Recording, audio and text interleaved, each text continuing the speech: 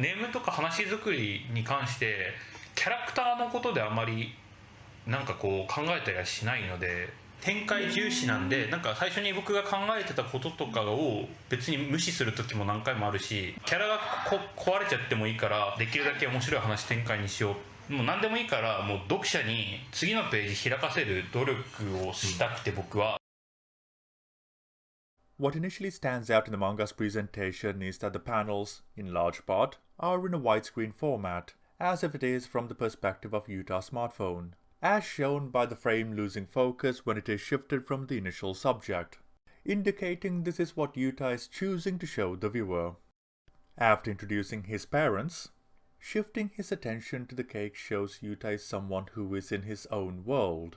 His father brings his attention to his mother, who prefaces her request by asking how he feels about her dying. His father in this moment looks down, as if wanting to avoid the conversation and the idea of her dying altogether, as does Yuta, who, speaking plainly, does not want to talk about it on his birthday.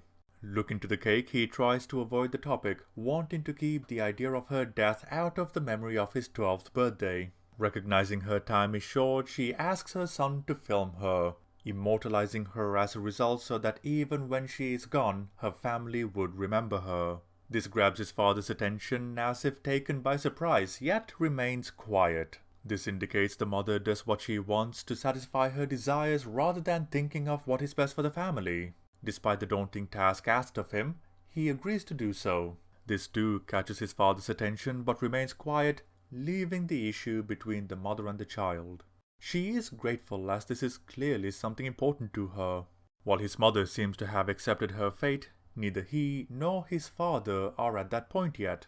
As such, his father remains dejected, while Yuta turns back to his birthday cake, as if wanting to remember the positives of today rather than his mother dying. Comparing her to Clara from Violet Evergarden, there is a desire to leave something behind for after she has passed. A crucial difference is that Yuta's mother wants him to film everything, which highlights her selfishness in putting herself first, which is contrary to Clara, who wanted to protect her child up to and beyond her death.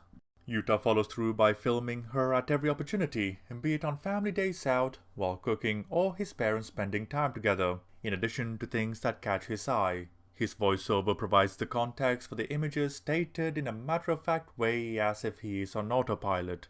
From the way he refers to his father, it is rare for him to join due to work, though because of her condition he is trying to spend as much time with them as he can. The panel of the cat shows the desire to capture all of life rather than his mother solely, and seems to be placed here as a reprieve from the reminder of the time she has left. This hints at the idea, when combining the attention given to the cake and the cat, his interest is in everything around him, yet his attention is narrowed to his mother as a result of her request. This desire for capturing reality is why there is a shot intruding upon his father alone, during the only time he is able to be vulnerable, blending extraordinary circumstances with the mundanity around to inject some normalcy to their lives in this document. He even filmed his parents sleeping for fear of missing the moment his mother passes. Having filmed as much as he has, they buy him a PC to store all the footage. While subtle, this sets up their financial situation where they are able to afford the financial strain of medical expenses and afford a PC simultaneously, meaning they are likely a well-earning middle-class family. The two middle panels here note a transitional point where one panel shows the peak of their family only for the next panel to materialize the reality of their situation, turning her impending death from a topic of conversation to something real, emphasized by his father taking on cooking duties, attempting to fill the hole his mother will leave behind. Yuta then, for the first time, shows a family picture, a memory of the unit soon to be left incomplete. Her absence at home prompts his father to cry in the open, as opposed to the previous time when he was alone.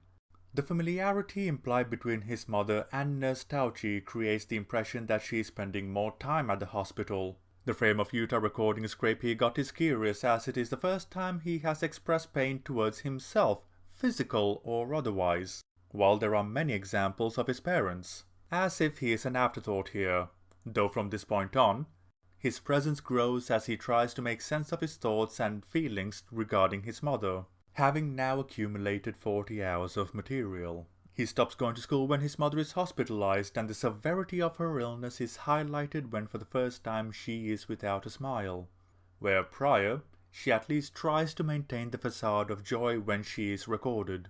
Yuta spends more time with his father and records him despite him not wanting to be, expressing it in as empathetic a manner as possible given the situation.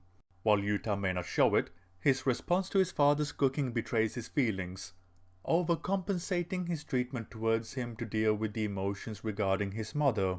The following frame is of his mother looking away, as if he cannot bear to capture her appearance, desperately wanting to preserve his memory of her rather than this weakened version of her. The final shot of the page are the 3 toothbrushes used by them, representing the last time they would all be on the frame together. Yuta reappears to provide an update, where he has documented over 100 hours worth of footage, showing a significant amount of time has passed and his mother is close to dying. This moment shows he has not processed the concept of his mother dying yet, where he understands he should be sad, though is not. It may be the task of documenting her acted as a coping mechanism, distracting him from coming to terms with her dying. However, even if he has not caught up, there is a part of him that is aware of it as shown by him recording her less and is at times curt towards his father. This may be him trying to understand death to better process his emotions. However, his father, who looks as if the life has been drained out of him, lets him know they are going to the hospital as she will be dying soon. His reluctance brings to the forefront his denial in accepting her death. His mother's desire to have her death recorded highlights a need to make a spectacle of it, perhaps in an effort to live out a dream vicariously through her son, despite how it affects her family. So much so that, during their ride over, Yuta does not film his father's eyes, wanting to avoid having to face what's to come for as long as possible, as if despair is contagious, and looking to his eyes would prompt him to feel it as well. Arriving at the hospital unable to come to terms with the situation nor his mother in her final moments, he runs away while his father calls out to him, overwhelmed by his emotions. As his emotions grow, so do the panels, presented with a splash page of Yuta running away from the hospital as it blows up. His latent emotions overwhelming him till the source of his grief is engulfed by flame in a hope to be free of it, or bursting in a moment of catharsis where he is finally able to express himself rather than curtailing to her, saying goodbye to not only his mother, but her request too. Following the end of the film, the students in school are left shocked as the host tries to carry on with its activities as best she could. Meanwhile, as Yuta is excited to see what everyone thinks about dead explosion mother, shock is turned to mockery as the next act makes fun of the film, prompting all who are present to laugh at it. With the mood shifting to one that is in line with the atmosphere conveyed by the band and song, a teacher takes Yuta aside to have a talk, admitting it is his fault for not screening the movie beforehand, offering a platitude before getting to the point. He questions why he made the film in the first place and goes on to call it a mockery of his mother's death, a sentiment held by many who saw it. Yuta's reasoning is simple. He had the footage and decided to edit it till a film came out of it. This shows how little the teachers, or at least this teacher, pays attention to the students and their work, because the name Dead Explosion Mother does not ring any alarm bells. As such, what he is doing now is not genuine, rather posturing to make it seem as if he is doing something after the fact. If this is as great of an issue as he is making it out to be, he would have taken precautions and prevented it from being shown at all. The point of contention from the teacher's point of view is the explosion at the end of the film, trying to elicit guilt out of him as a result. A perspective Yuta does not share. As his articulation is lacking, it provokes a strong reaction from the teacher, mistaking his intent with disrespect.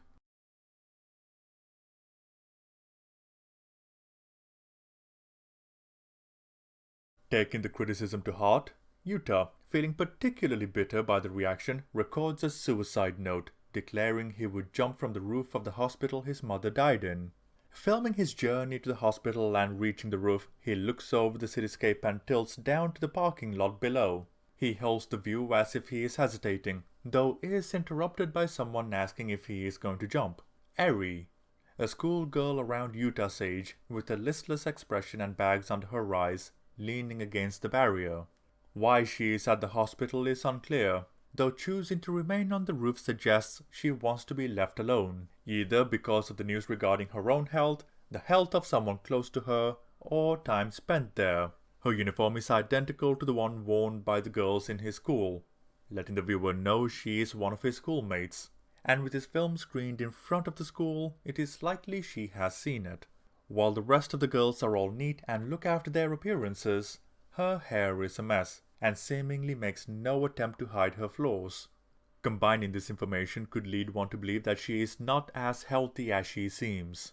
Cutting right to the point, she tells him that if he is going to commit suicide, to do so at the hospital by the station because the doctors there are jerks. Her apathy reaches a point that causes her to rethink what she is about to say regarding the money in his wallet, illuminating her state of mind. Recognizing him, she asks if he made Dead Explosion Mother, and he in turn admits he did. Within the 3 following panels, the first shows a hint of a smile as a result, forming the foundation for the idea that not everyone hated the film. The next brings her to neutral, thinking things over with the knowledge of his identity in mind. In the final panel, she gives him a sharp look, having made up her mind on something.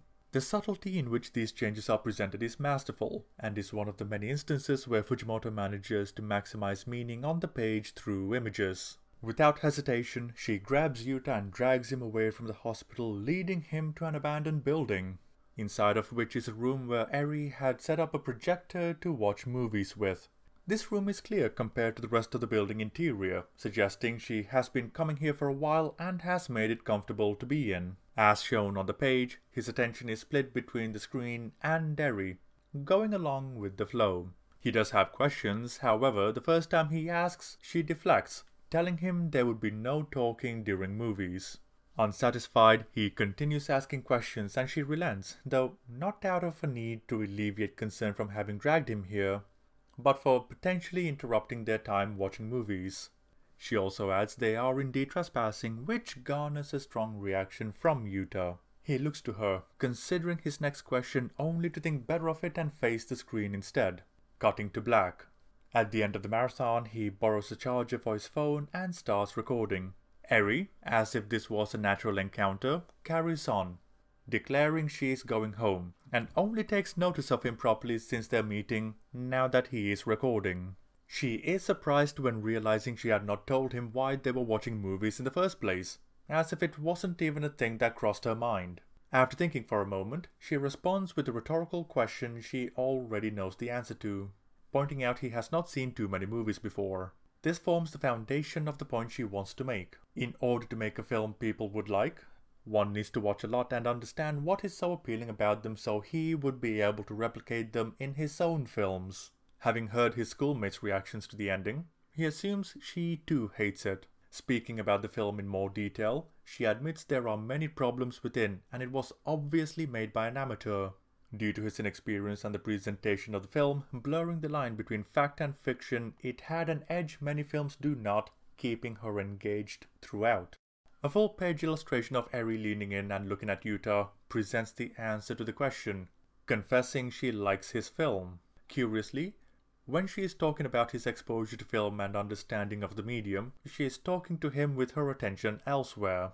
When talking about his film, she faces him directly, letting her passion for the film shine through, as if Yuta and his film are disconnected entities. A contrast from the other comments where both the film and he are linked to each other, leading them to criticize him rather than the film.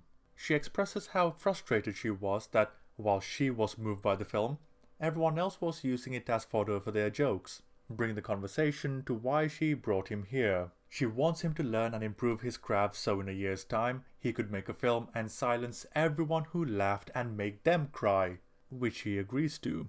She appoints herself as his manager to help guide him through an ocean of films so he would have the best examples to learn from, confident no one watches more films than her. It is here where they formally introduce themselves to each other. Yuta then makes his way home, looking at the floor, the rock bottom he hit earlier, then tilts up to look at the stars, the limitless potential of his future and the work he will create. Returning to the stairs, he reveals a change in perspective that is optimistic, motivated by a goal, drive, and new lease on life. At school, Eri gives him the task of summarizing the films they watched and breaking them down structurally so they can be distilled in a clear and effective manner by the end of the day, displaying a strictness to her personality that is masked by her usual aloof behavior seen so far. While he is skeptical about his ability to gain the skills needed to make a good movie, she makes the argument that what better way to learn than watching how Hollywood does it. Though, as of late, it is uncertain if there are any writers left in Hollywood due to their latest releases being akin to soulless AI creations. By the end of the day, he finishes one of the films, and she accepts his answer, though points out he is a beginner in breaking down film and story. She then creates a routine to ensure he grows as a storyteller, where they watch 3 films a day after school. While in the convenience store, Yuta is surprised by how much food Eri is buying, and she admits no matter how much she eats, she will not gain weight, further setting up that she may have been at the hospital initially due to her own degrading health. Back in the viewing room, Yuta's attention is solely on the projection, engrossed in the film, taking in as much information as he can so he is able to fulfill his task. At night, she declares they would also meet on their days off to watch films, starting at 9 a.m. He is surprised by this, and Eri makes light of the situation, while still treating the matter quite seriously, telling him to quit any extracurricular activities that may get in the way. From then on, they stick to her routine, picking movies, going to the convenience store and repeating the process, occasionally going to the cinema. On one such visit, Yuta observes she likes cliched moments as she was crying during the heroine's death scene, to which she counters, in actuality, the story resonated with her own life, yet another setup in the narrative of what Eri's fate is to be. Regardless, it is clear the two of them have been watching a lot of films together because they are able to pick up on various quirks unique to each other in relation to certain parts of the movies. She makes a peace sign whenever the protagonist succeeds, while whenever he sees nipples on screen, he says, "Oh yeah." The manga then cuts to a later date where she points out her observation only for him to be confused as to what she is referring to. This interaction highlights that Eri, despite saying it aloud, wishes to adhere to her rule of not talking during a movie to the point she would try to diffuse a potential conversation. Yuta, being as curious as he is, and far more comfortable with her now, is willing to press the issue till she loses her composure.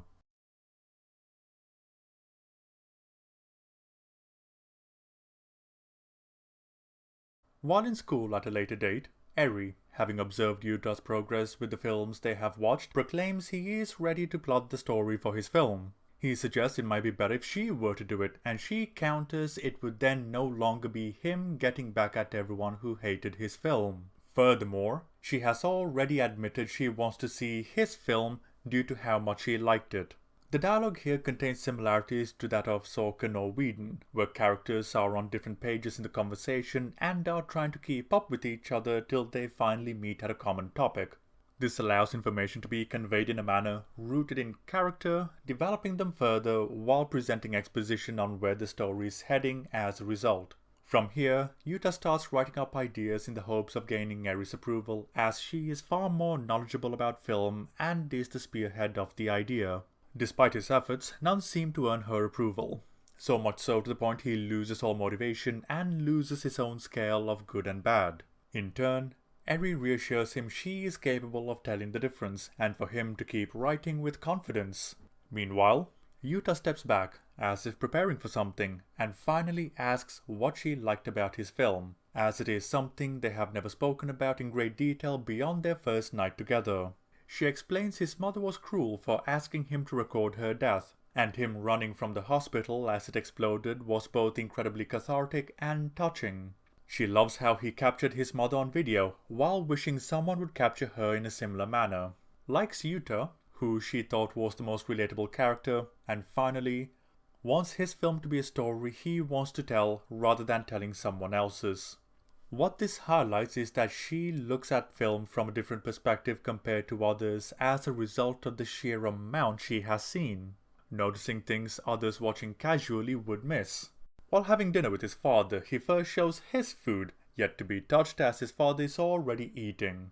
He asks him about the first thing that comes to mind when he thinks of Yuta. When answered with movies, He asks what in particular stands out. The first in the list is the explosion, due to the connection to dead explosion mother. When asked why he is recording, we do not see a response. The manga then cuts to a shot of the floor, then the screen, and finally to Eri herself, where Yuta pitches his latest idea, going through the event seen so far. She interrupts as this is the plot from his last movie, only this time there is more to the story as presented in the manga. The images already shown accompanying the pitch. Rather than being realistic, she would be a vampire, blurring the line between reality and fiction. As he carries on with the pitch, it is seemingly him subconsciously preparing to come to terms with the events yet to be. The dying vampire wishing to be immortalized through Yuta's film implies there is a part of him that cares for her. And while it has not been said openly, he is somewhat aware of her condition, allowing him to process his lingering feelings. Eri thinks for a moment and admits it could be good. Excited by this, Yuta reveals he already has a majority of the raw footage to reuse in the new context to create the reality of the film they are making. She instructs that after making detailed notes on the plot, he will be ready to write the screenplay, and it is here where the events taking place become uncertain to the reader without it being directly stated. For example, Eri's rule of not talking during the film is broken completely without complaint, which begs the question of whether this was spontaneous or written in his screenplay and acted out. Once more, the dinner sequence starts with a shot of his untouched food.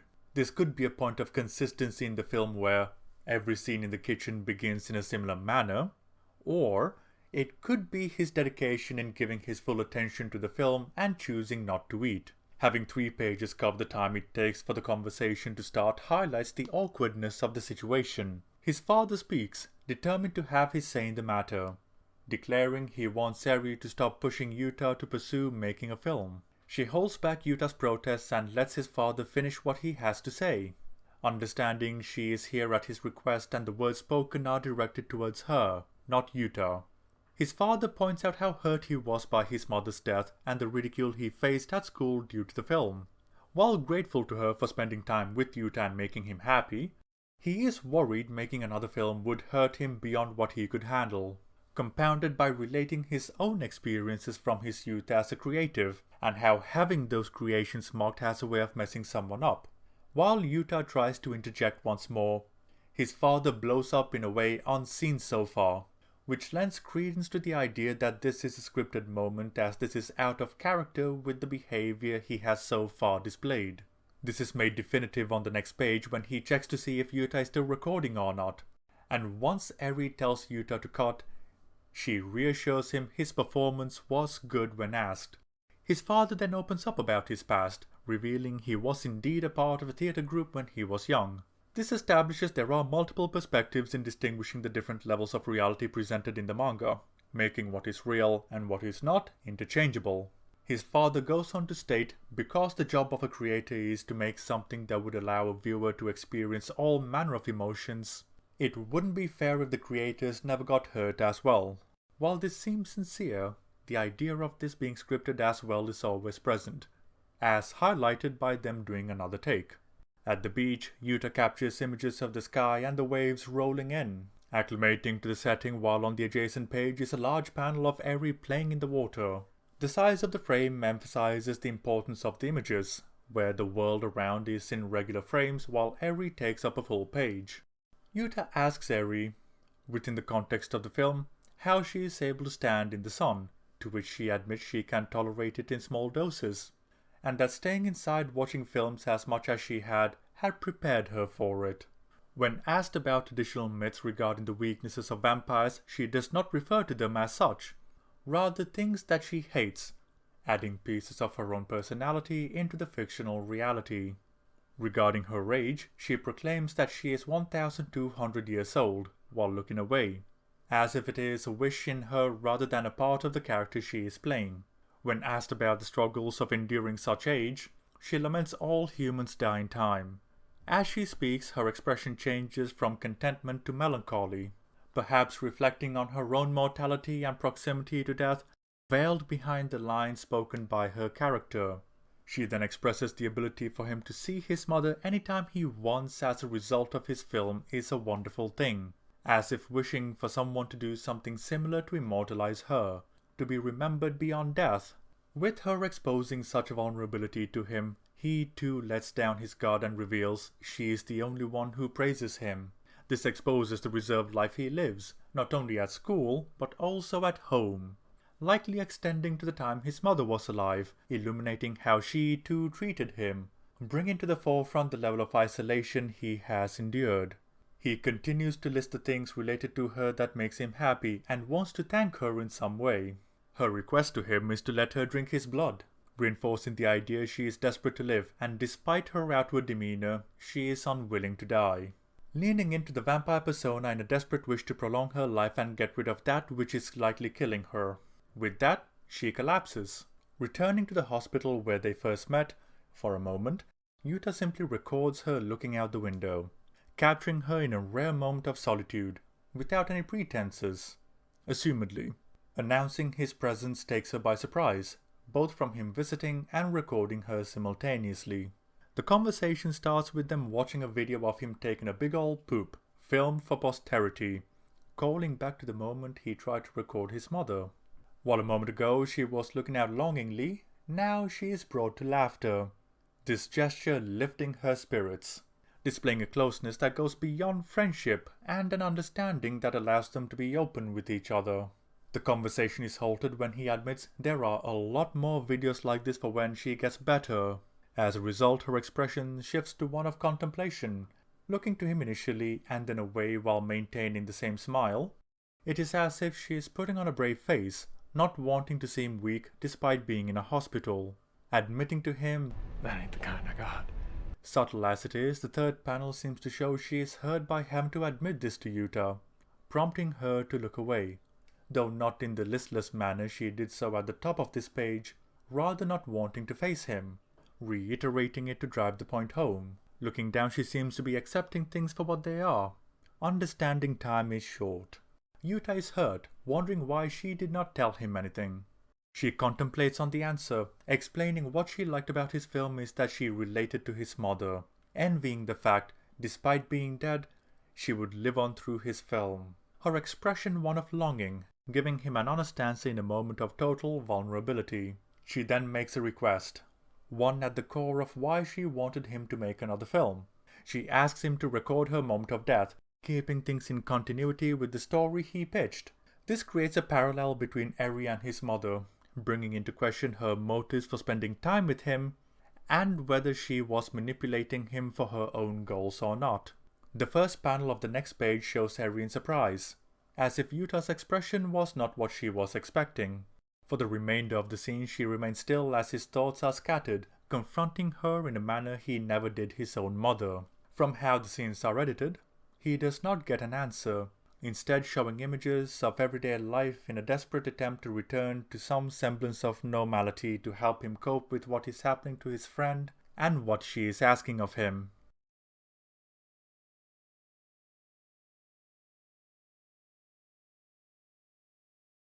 While in his room alone, his father interrupts, wanting to reach out to his son who is going through another difficult set of circumstances. While desperate to understand, his question about going to school shows he is unsure of how to approach the situation. What he is confident of is making sure he is not alone right now, and so even if it goes against what his son wants, he remains. His father is far more dejected, as if the tragedies surrounding them are taking a toll on him to such a degree he is no longer trying to hide it, and rather than trying to ease into the topic, he says outright that he recorded his mother's final moments, asking if he wants to watch it. The length of time in which he is lingering on the shot makes clear the length of time taken for Yuta to make his decision. As his father was recording, it takes longer to bring her into focus and frame her, letting her know Yuta refuses to get out of the car and he would record her instead. This shows the difference in what Yuta edited and what actually happened, where in the film he was running away, while here his father tells the mother he won't come out. This disrupts the authenticity of the event shown. While the explosion was fake, did he run away or refuse to leave the car? If the former, is his father protecting his son as best he could in this trying moment? Her only question is why Yuta is not here, as if her main concern is of him recording this moment, which is consistent. His father gives her a logical reason, and she seemingly accepts this, taking her time in doing so as if her brain is catching up with the information presented to her, showing the weakened state she is in her final moments. The final panel of the page indicates through her expression that the information has sunk in. Turning the page shows her final thoughts about her son, driving home what she truly cares about. Displaying Yuta wants to remember an idealized version of her and edit a dead explosion mother accordingly. The effect of the truth being revealed in such a way is emphasized due to the fact it is the first thing seen when turning the page, hitting the reader hard as a result. Her callous honesty is presented not from the eyes of Yuta, who idealizes his mother, rather is presented from the eyes of the father. The fact it is here hints he is starting to see his mother for who she was, rather than who he wished her to be. We are then shown the moments of reality cut from the final film, revealing the pressure his mother was putting on him to perform the task exactly as she wanted, controlling the presentation of herself and doctoring her image so the good is at the forefront and the bad is missing. This proves her selfishness in asking Yuta to record her at the start, and adds a level to the cathartic explosion, setting Yuta free from his responsibilities. His father talks over the recording that this responsibility fell to Yuta due to the fact he had to work during the day, revealing the project was meant to be a documentary his mother, a TV producer, was filming, cementing the idea this family is decently well off as also shown in the short film. These 5 pages are incredibly well executed as they give massive amounts of context in a brief period of time while reinforcing many theories hinted at in the short film. His father apologizes, admitting he understood what she was doing is horrible, but wanting to maintain the illusion of normalcy pretended not to see any of it. Adding to the dejected manner he has been behaving, where not only is he grieving the loss of his wife, but is also ashamed of not protecting his son from his mother. With this taken into consideration, his father was shocked by the film he made, because Yuta has every reason to hate his mother, yet chose to present her in a beautiful manner, remembering the good over all else. His father admits he has the power to decide how someone will be remembered and shape their legacy after they die, remarking that perhaps Eri wants him to do the same for her, though in order to do so he would have to record her, putting himself through it all again, only this time. Rather than being pressured into doing it, he is choosing to do so because he himself wants to. Afterwards, a selection of images from Yuta and Eri's time together are presented. Using footage of Eri that had been shown in the manga so far, maintains continuity while showing progression in the narrative. Ending the scene with Yuta's PC creates the context that he is watching it in his room, mustering the courage to face her and remind himself why he spent time with her in the first place. Back in their hideout, Yuta walks into frame and sits next to her. Eri herself shifts her gaze to him before turning back to the screen. Being here highlights that despite losing his temper in the hospital, he wants to spend time with her, marinating in a moment of normalcy with the time she has left. Rather than acquiescing to her request, he asks her if he could record her, asking for her permission as a way of apologizing for his outburst and finishing the movie, not out of pity, but because he wants to preserve her memory. In return, she thanks him and asks about the video they are watching together. He admits it is of him taking a poo in a field, and just as she let herself get her guard down and laugh without reserve in the hospital, she does so here, bridging the gap between their friendship and continuing where they left off. From here on, he records his time with Eri, focusing solely on her, cramming as much life as they could into as short of a time as they could, a contrast to the reluctance with which he recorded his mother. In any other circumstance, with how much time they are spending together, they could have been mistaken for a couple. While he resisted capturing his mother as she deteriorated, he succeeds here with Eri. This deterioration is executed through a cut similar to his mother, where on one moment things are going well, only to be reminded of the reality of the situation. With the end of the montage, the camera is pointed outside with the IV fluids in frame, her final moments close. Rather than talking about anything grim, they are talking about the film, wondering what scenes he would use. Similar to how his mother was obsessed with what was being filmed and how it will be presented, this could be Eri doctoring the way she would be remembered, which would show how similar they are. In addition to the scenes shown and referenced in this conversation, there are more spoken about that has not been shown, such as the two of them kissing each other. From the manner they are talking, it is doubtful the kisses were as a result of actual feelings for each other, rather were recorded as a backup for the film specifically. From the presentation so far, it is clear those scenes have not made the final cut. The fact he suggests recording another in case and her agreeing to do so shows he has feelings for her. The fact these scenes are absent highlights a level of intimacy he does not want to share with others, as if this expression of love is something reserved only for them, at least in Yuta's point of view. She then asks him why he made her a vampire in the film, to which he says he wanted to add a pinch of fantasy. Combine this with how they met and spent their first day together contributes to behavior common in vampires where they take their prey somewhere secluded and drain the life out of them, making the motivation for this choice clear. Due to his state of mind at the time, rather than being afraid, he welcomed it. All the more so because he would be killed by Eri, who he thinks is beautiful. This brings up a duality where he was eager to die while she was desperate to live, and by turning her into a vampire, this would allow him the chance to sacrifice himself in the hopes of prolonging her life in return. Her one regret is that she would not be able to watch the finished film, though he offers the consolation of watching what has been edited so far. An offer she refuses as she only wants to see the finished film and not an incomplete version of it, as it would only, assumedly, make her regrets that much worse as a result. They then moved to their initial declaration upon meeting each other, and the type of film they would make. He prompts her to reveal what kind of movie she wants them to make, and upon turning the page is a double splash page of the school auditorium watching the finished film. A movie that will make them all bawl their eyes out. Unlike Dead Explosion Mother, where the entire auditorium was left in shock, here things are left subtle in her final moments. The students in turn are crying, just as they wanted, and this time, when giving the peace sign to the camera, it is one of triumph at having accomplished their goal. Later, while recording a cat, one of the girls who initially spoke to him after Dead Explosion Mother casually starts a conversation, asking about what he is filming out of courtesy rather than any actual interest. Once answered, she moves to a question she is actually interested in asking, starting with the glasses Eri usually wore being absent in the film. This brings into question the authenticity of all the footage with Eri, as it was with his father when speaking of his mother. She questions how real any of what happened was, considering it was not just her glasses but also her dental retainers that came off during the shoot.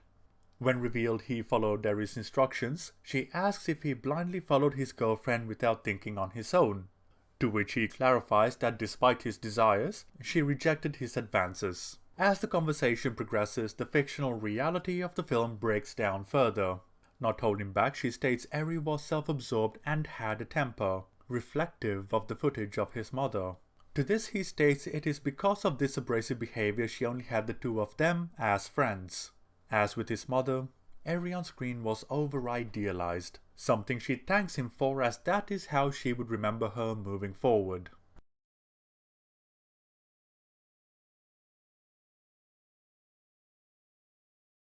Flashing through the school, his mother, and finally himself, the screen fades to black as Yuta declares, now that he had achieved what he could not do for his mother and filmed the death, he is able to move forward and live with the confidence of making films, thus ending the arc the Yuta in the film was going through.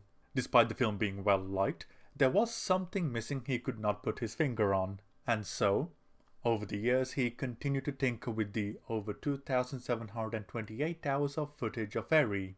He then clarifies, while the version of Yuta in the film has a happily ever after, the real Yuta struggled quite a bit. The obsession with the film carried over from education to when he was working and married with a daughter. The final statements are illuminating as he was content to live his life with his family and growing old to die in peace. Therefore, having this continuation exist hints to the idea that something happened to his family. On the next page, Yuta, as he did after his mother died, talks directly to the viewer, hinting he is contemplating suicide as a result of the accident that killed his family. As it was in the past, he is unable to process everything in a way that makes sense to him, and is oddly disconnected, as if he is an observer looking into his life like a film. Introspective in his older age, he comes to the conclusion of committing suicide in the room he spent a large portion of his youth in with Eri. While preparing his things, the original suicide note plays from the projector, grabbing his attention and pulling back to get a wider view. Eri is sitting on the couch, commenting on how old he looks now, stunning him. What semblance of reality once existed has been completely obliterated. Unable to comprehend what is happening, he tries to rationalize this by using the films he has seen as a reference point. Eri admits while this film is on the right track, there is still a pinch of fantasy missing.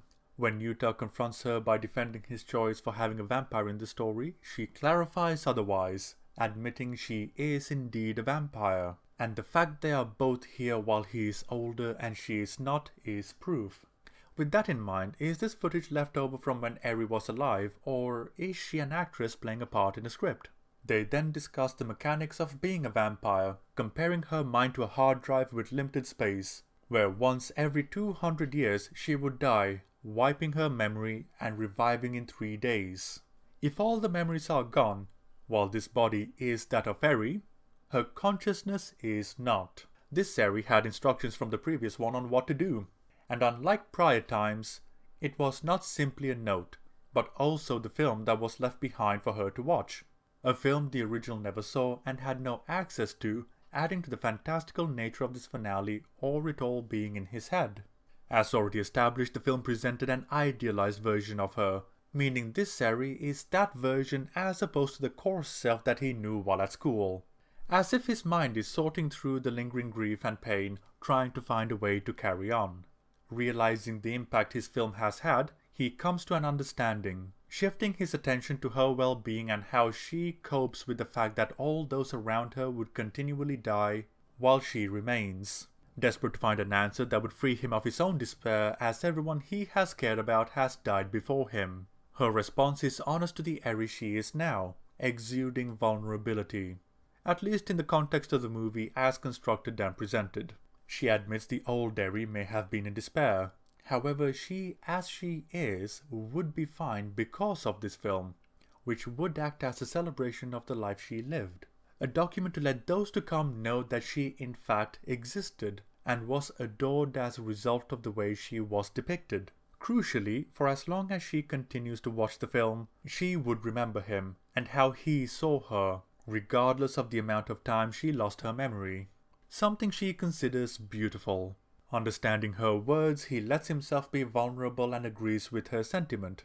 As with the previous Eri, she gives an ultimatum of either staying and watching the movie quietly or leaving, showing that some characteristics remain within her. While in the past, Yuta would have stayed, unable to move on from the grief, this time he lets go and departs, heading towards a life where he would be hopeful. Before leaving, he turns to give one final goodbye, which she reciprocates. Closing the door behind him, he walks along the corridor and out of the building.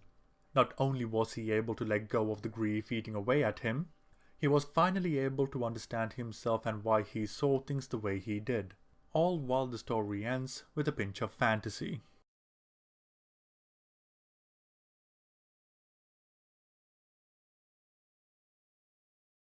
The framing of this manga is interesting as there is a maximum of 4 landscape panels taking up the page, as if there were a collection of storyboard images. This allows for the incorporation of quirks found in film presented in manga form, blurring the line of reality within and even blurring the focus of the image as the camera is moved, allowing the reader to form their own idea of what is real or not based on the evidence present. When applied consistently, the idea that what we are shown on the page is what Yuta wishes for us to see is established, taking on the role of an unreliable narrator as a result.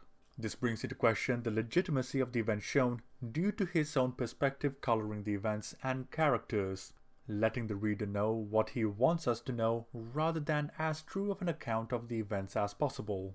As a result, everything seen is questionable. Yet the themes and ideas within are unhurt by this uncertainty as what is being explored is consistent within the scope of the yarn. Keeping this format consistent is paramount as that is what allows the ideas within to work as well as they do. By having the camera and the editing of the footage be from the perspective of Yuta, it informs a lot about what he values, believes in and the journey he is going through. If told through the third person perspective, While the story would still be conveyed with more balanced character arcs spread throughout, there would be less opportunities to discuss what aspects are real and what is not and the justifications therein, which would in turn shift the focus, point, themes, and the narrative itself significantly. While such stories can be accomplished with a third-person point of view, that certain pinch of fantasy would be missing as a result, showing the viewer the events of the story for what they are rather than what it may be. This in itself is not something bad. Rather, the story we get would be inherently different. Throughout the story, different emotions are explored, primarily related to grief and how people cope with it. What people are willing to do upon one's death to remember them in a certain way that does not besmirch their passing, at least initially, and how people remember others compared to how they really were.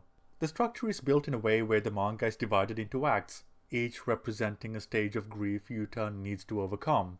Memory itself is interesting as there is the reality of what something is and how people choose to remember it. If what is remembered is something altered and presented from a certain perspective, is it true, or only true from a certain point of view?